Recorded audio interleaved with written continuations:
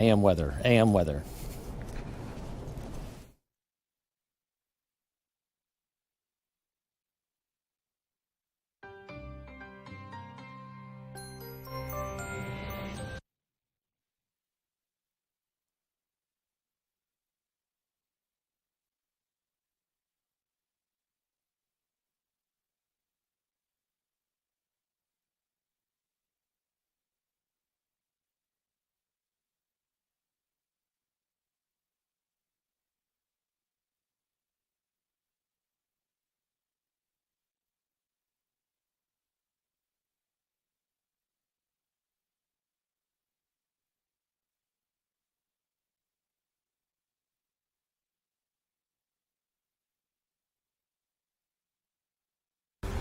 Right now on the National Weather Desk, powerful tornadoes tear through the South. I thought it was...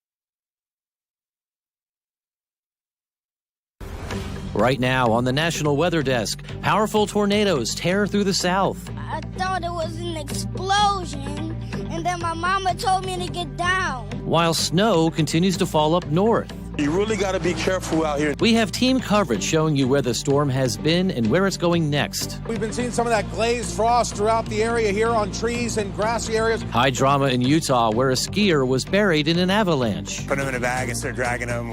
Started lowering them with some ropes. Using new technology to identify tornadoes. These are the things that have come along through the years that really help us improve the climatology that's out there. And our team of nationwide meteorologists helps you better understand how the weather works. Heat escapes from the ground back out into space, helping to cool the surface temperature. From our nation's capital, this is the National Weather Desk. Good morning and welcome to the National Weather Desk. I'm meteorologist Matt Ritter. That massive storm moving across the country is still a threat this morning. There's a tornado watch for portions of Florida and Georgia, and snow is heading to the northeast, ice in the mid-Atlantic. Yesterday, the storm system spawned several tornadoes in Louisiana. We start in St. Charles Parish. All along this street, homes and trees were destroyed. Cars were tossed around as though they were toys. Pictures from inside the homes also showed the devastation.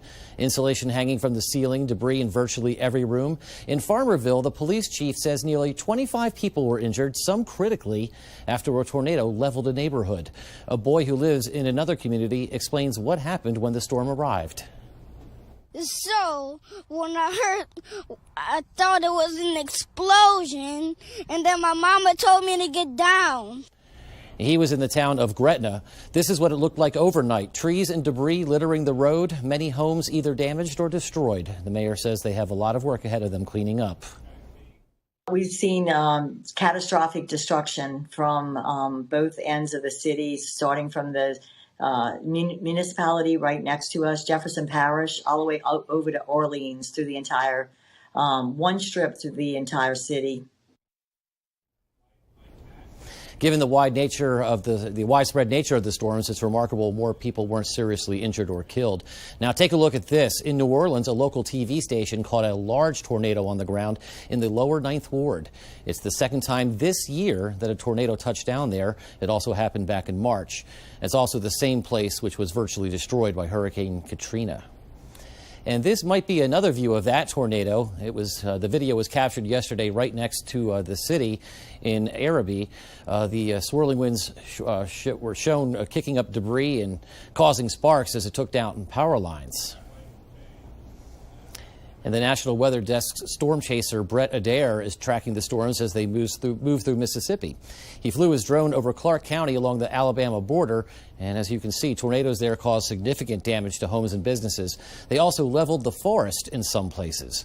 In another part of the county, Brett captured this wall cloud. He tells us it's not far from where he saw all that damage. At least 3 people in Mississippi were injured in that storm. And now let's move to the northern plains where the snow is finally coming to an end, but not before dropping feet in some places. We start in Duluth, Minnesota, where the snow is expected to continue through tomorrow. And they're certainly used to the cold and snow there. But even yesterday, folks had to dig cars out of the snow and push them out onto the roads. Some of those roads were treacherous.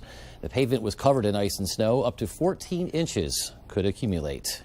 You can lose control, so you really got to be careful out here in the slush. In Alaska, Anchorage was pummeled by a series of unprecedented snowstorms. Up to 3 feet fell in less than a week. Even in Alaska, that made travel very difficult. The city had to adjust its snowplow plan so it could give more streets a first pass, allowing residents to get out. And that massive storm system isn't done yet. There are still severe weather threats for today. Meteorologist Ryan Coulter from our station in Asheville, North Carolina, is tracking the storm's impact on their area. A powerful storm system continues to trek across the country today, bringing heavy rain and a threat for severe weather across parts of the South, Georgia and Florida under the gun for a chance of severe weather today. The severe weather outlook showing the bullseye for severe weather in that yellow zone. That's an elevated risk for severe weather extending across the midsection of Florida. As we look at those greatest risks for severe weather, flooding, along with lots of lightning, we could see an isolated spin-up tornado as well as some strong damaging wind gusts. Let's play it out on Futurecast by this afternoon. The greatest risk for severe weather moving into the Orlando area, and then that threat will shift further to the south as we head through the rest of the afternoon and into the evening time. That storm system eventually clearing on out, giving way to quieter weather for Friday. And in the Northeast, snow is coming. Winter storm warnings have been posted from northern Pennsylvania all the way up into New England, with less serious winter weather advisories issued for parts of the Susquehanna Valley of Pennsylvania. Down into northern Maryland, they were dropped a little early for D.C. And inside West Virginia, ice storm warnings where the impact from freezing rain will be much more significant. Not just treacherous travel, but tree limbs could come down, causing power outages. Now, speaking of D.C., portions of the region are experiencing some of that ice this morning. John Gonzalez of WJLA shows us conditions he's experiencing this morning. I'm John Gonzalez in Montgomery County, Maryland, just outside of Washington, D.C., where there have been ice warnings and a couple of accidents because of it, but this has mainly been a rain event, and heavy rain at times that has been mixed in with some sleet and freezing rain. Schools have been delayed here in the area as temperatures continue to drop. We are right at or below freezing in this region. Officials here in the Northeast asking folks to delay travel a bit this morning. In Montgomery County, John Gonzalez for the National Weather Desk. Now to Utah, where a skier is injured after being rescued from an avalanche. It took crews hours to free the man after he was buried in snow. And this happened in Neff's Canyon, just east of Salt Lake City. Lincoln Graves has details. This is the trail that skier was eventually brought down. He was brought down in a toboggan being towed by rescuers. We don't know his exact condition, but we did learn a little bit about the man who was with him for most of the day. That man is being called a hero for what he did to help him. This is the moment in video from Unified Police where a backcountry skier was brought to safety after being caught in an avalanche in Neff's Canyon. We're told he had a broken femur and an arm injury in the initial accident. with his injuries and the cold, hypothermia has definitely been an issue. Rescuers say it was incredibly difficult to reach the man, let alone pull him to safety. We were really, really worried about getting up to where this patient was, causing another slide. Multiple rescue attempts failed. At first, a chopper couldn't fly due to weather. Once it could, it made multiple trips back and forth from this church parking lot. In the last attempt, the hoist rope wasn't long enough. We're just like, we're just going to put him in a bag and start dragging him. We started lowering him with some ropes. The man was found by an off-duty firefighter with Unified Fire, who stayed with him all day and gave him some of his warm clothes. This is the moment that firefighter came skiing down himself, then hugging loved ones who were worried about his safety. I mean, guy's a hero. It's incredible. Unified Fire should be proud. They have themselves an amazing firefighter there, a great human being that was willing to put so much at risk for another human being. Utah has seen a lot of snow early this season. They call it the greatest snow on Earth. Meteorologist Kristen McKeek shows us why. I'm Kristen McPeak, and we're just south of Salt Lake City in Big Cottonwood Canyon. We have gotten so much snow. Take a look at some of this snow. This is the perfect powdery snow for our skiers and snowboarders. We've gotten 10 to 30 inches here in the area, depending on where you look. And we've seen a lot of tornadoes today that have caused severe damage, but check out this much less threatening waterspout. It was captured yesterday at Panama City Beach in Florida. This waterspout is pretty wide, and although it looks like it's spinning rather slowly, do not be fooled. Wind speeds in a waterspout can reach up to 50 miles per hour and cause some damage if they reach the shoreline. We often get asked if waterspouts are the same thing as tornadoes, and the answer is yes, if it was formed by a severe thunderstorm. A tornadic waterspout is a tornado that forms over water, or it's a tornado that has moved from land over a body of water. And coming up on the National Weather Desk, how new technology is helping meteorologists understand severe weather better. And we'll have a lesson on radiational fog.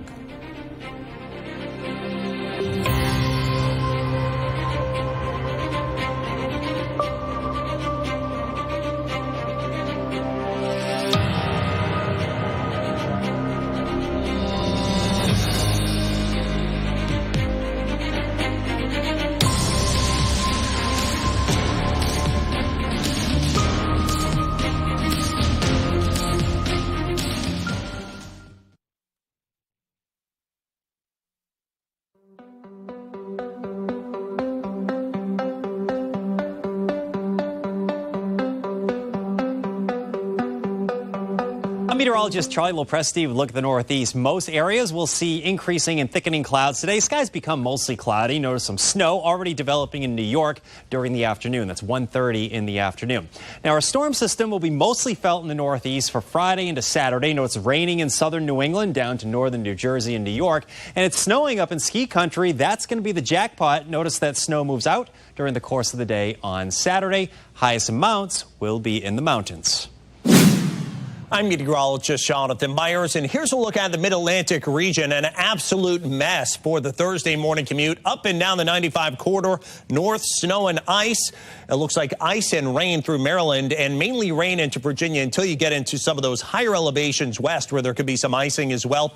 Some of that lasts through about noontime, but gradually most folks do change to rain in the coastal plain and the lower elevations as it gets only into the chilly 40s with our latest weather maker. That's the scene here. Good morning, I'm meteorologist Michael Arenberg. Here's a look at your southeast regional forecast for this Thursday. As a low moves up the east coast, it drags a strong cold front through the southeast with a line of showers from North Carolina down to South Georgia and North Florida. In this area, there could be some severe weather. That line will moving into central Florida later in the afternoon and then weakening as it moves into South Florida Thursday night and early Friday. Wide range in temperatures out ahead of the front, mid to upper 80s South Florida, trending to the 40s and 50s further north.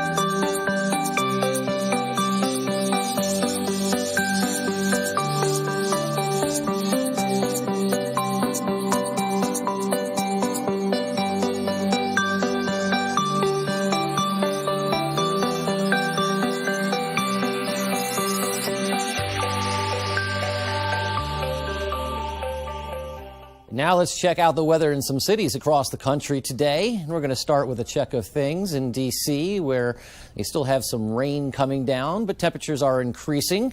And we're looking at a high just below 50 degrees today in that area. That should clear up any lingering ice in that area. And let's look at Syracuse, New York next, where a winter storm warning is in effect. Expect a mix of light rain and snow throughout the afternoon with a high of 37 degrees. And State College, Pennsylvania, where there is also a winter storm warning in effect. A wintry mix to start things off. Will be transitioning to mostly snow in the afternoon, a high of 35 degrees. And we'll wrap up in Murrells Inlet, South Carolina. Showers and thunderstorms today, but highs will be just below 70 degrees. New research from NOAA, the National Oceanographic and Atmospheric Association, shows what many have already suspected. There are significant inequities in understanding severe weather watches and warnings between English and Spanish speakers. Emily Gracie recently spoke to one of the researchers about how they found this gap in communication and what they're planning to do about it. Whenever we go back to the fundamentals of urging people to take action during imminent severe weather hazards, we have to make sure that we communicate the hazard at hand and also encourage them to take action. Something that we have to realize when translating from English to Spanish is that some of that may get lost in translation. For example, there are some hazards that don't even happen in places that are predominantly Spanish speaking, like Latin America or Spain. And we have to take that into consideration, that some words may not really describe the phenomenon altogether, and people may not be familiar with that hazard altogether. In addition, when it comes to risk terminology, we have to be a little bit aware that different variations of the language or dialects can give different connotations to different translations. Can you give me an example? I saw advisory as one of those tricky words. Right now, the Weather Service uses 3 different words in Spanish for watch, warning, and advisory. And we found that with a nationwide sample of Spanish speakers, people currently perceive the translation of advisory to be more urgent than both watch and warning. So we know it's a problem. What's the solution? There's a ton of solutions out there, and really, whether it be low-hanging fruit or systemic solutions, I do believe that, in the future, the National Weather Service should consider to bring more and standardize a lot of this language beyond just English into their services. At this moment, of course, there are 2 translation teams that exist within the National Weather Service, the Multimedia Assistance in Spanish team and the Spanish Outreach team. And they do a lot of wonderful work in providing educational campaigns and translating watches and warnings in Spanish. But a lot of it is grassroots. And I really do think for these kind of efforts to thrive, it needs to be part of the system overall, being able to hire different translators, not only just know Spanish, but other languages too. Emily's full interview with Joseph can be found on our YouTube channel. Just search the National Weather Desk and click on the interviews playlist. And of course, don't forget to subscribe so you can be alerted when we post new content. Now for a segment we call Social Meteorology, where we ask some of our 200 meteorologists across the company from coast to coast to help you better understand the weather. And we start with Josh Cozart in Eugene, Oregon, with a lesson on fog. Have you ever wondered how fog forms?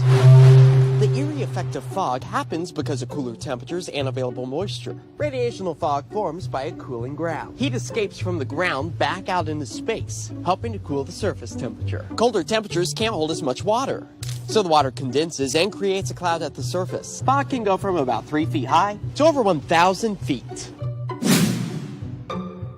Okay, so what is hotter, lightning or the sun? This isn't even a close contest, as lightning is about 5 times hotter than the sun. A single bolt of lightning can heat the air to be up to 50,000 degrees Fahrenheit, while the sun is just a mere 10,000 degrees Fahrenheit. Now that we're heading into middle December, do you think it's cold where you live? Well, think again. There's actually a place in Alaska that next week could see temperatures in the minus 20s, minus 30s, even minus 40s or colder. For the record, the coldest temperature ever recorded, 89.4 degrees below zero in Antarctica. So what is this place? It's Northway, Alaska. Northway, though, sits at just about 700 feet in elevation. interestingly enough, the average high temperature for Northway, Alaska in the month of December is -1 degrees Fahrenheit. So it's not unusual to see these negative numbers. However, it is to see what you see down here. The GFS model suggests that by next week, early week, we can see temperatures for highs in the -30s, -40s, and -50s. The European model pretty much agrees. You can see these green teal colors over here. That indicates high temperatures being forecasted next week in the -20s and the -30s. It seems to be an elevation game here too. Everywhere I highlighted in yellow indicates some of those high peaks in Alaska. And of course, Northway, well, it actually sits in kind of a valley-like area, or at least a much lower elevation, which is why I could see these temperatures fall so dramatically. 1 year ago today, the largest tornado outbreak in Iowa state history left 63 tornado tracks across the state. Many of those twisters were only discovered by meteorologists using a new set of eyes from space. Meteorologist Nick Stewart shows us how they put on their CSI hats to advance our understanding of severe weather. A rare December severe weather outbreak in the upper Midwest created widespread damage caused by strong wind gusts and tornadoes. In the aftermath, tornado surveys were conducted by National Weather Service offices, but newer technology can perfect the information they gather. In a post-storm analysis, as I go and I look at satellite imagery that's taken after an event, and then try to determine, is the track longer than what we had, or maybe I'll find a track we didn't even know about. Power poles snapped off. In the case of December 15th, there were many twister tracks hidden in rural fields next to tornadoes that did damage, some extending many miles. What made this rare derecho event so exceptional is the number of confirmed tornadoes occurring simultaneously at any given point, in some cases just miles apart from each other. Is there like a way we can walk through a process that you did? Certainly. We knew we had tornadoes with these two here, but this one down here southeast of Bagley is barely even discernible. Afterwards, I came down to satellite imagery, and it's very subtle, but there is a path that's right up through here, and if I extend this on up, it continues on up through there. You can overlay the image that was taken prior to the event and then go between the two of them, and you slide through, and then you can see there's the path before, an empty field prior to that, no path. You think these events happen more often than we have previously realized before this technology existed? You go from 1950, where we had 4 tornadoes reported in the state, to now we average 50. And that's because we've gotten so many new sources of information, new ways, social media that comes in, and now satellite information. And these are the things that have come along through the years that really help us improve the climatology that's out there. And as we head to break, let's head to the skies over Seattle, Washington.